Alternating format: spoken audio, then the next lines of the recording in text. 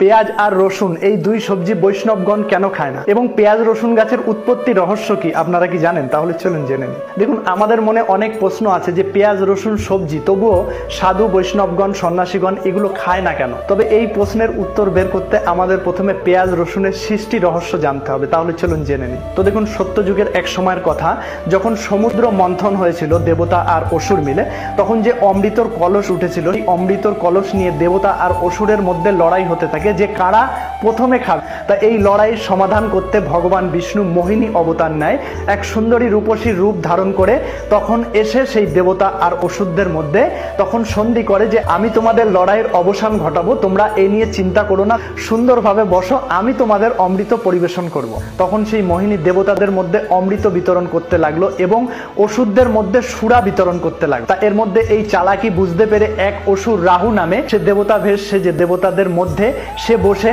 অমৃত নেয়ার জন্য যখন হাত বাড়ালো, তখন অমৃত মোহিনী দিল। তখন সেই রাহু অমৃত পান করলো। তৎক্ষণাৎ সূর্য এবং চন্দ্র বলে দিল এ তো অসুর দেবতা সেজে এসছে। তখনই মোহিনী ভগবান বিষ্ণু রূপ নিয়ে সুদর্শন দিয়ে তার গলা ছেদন করে দিল। তখন তার গলা ছেদন হওয়াতে তার ধর থেকে যে মুন্ডু আলাদা হয়ে যায়, কিন্তু মুখের মধ্যে অমৃত চলে যাওয়াতে তার মুন্ডুটা অমর হয়ে যায়, যেটা আমরা রাহু নামে জানি। এবং সেই অমৃত পান করা মুখ থেকে রক্ত পড়ে মাটিতে, সেই যে রক্ত তেজ, সেই রক্ত তেজ থেকেই সেখান থেকে পেঁয়াজ রসুন গাছের উৎপত্তি হয়। তা এই হলো পেঁয়াজ রসুনের সৃষ্টি কথা।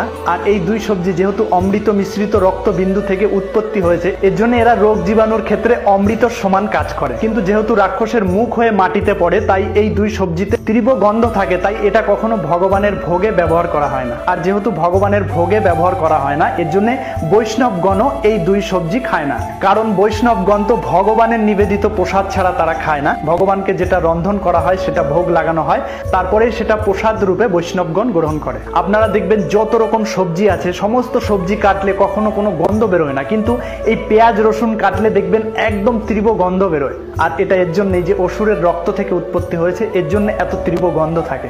আর এই পেঁয়াজ রসুন খেলে শরীরে অনেক কাম উৎপন্ন হয়, যার জন্য বৈষ্ণবগণ যে সাধন ভজন যে মার্গে রয়েছে, সাত্ত্বিক মার্গে, তাদের ভজন সাধনে অনেক বাধা সৃষ্টি করে। তার জন্যও বৈষ্ণবগণ এই পেঁয়াজ রসুন খায় না। তো এই ছিল পেঁয়াজ রসুনের সৃষ্টি কথা। তো আজকের প্রসঙ্গ এই পর্যন্ত। সবাই ভালো থাকবেন, সুস্থ থাকবেন। হরে কৃষ্ণ, রাধে রাধে।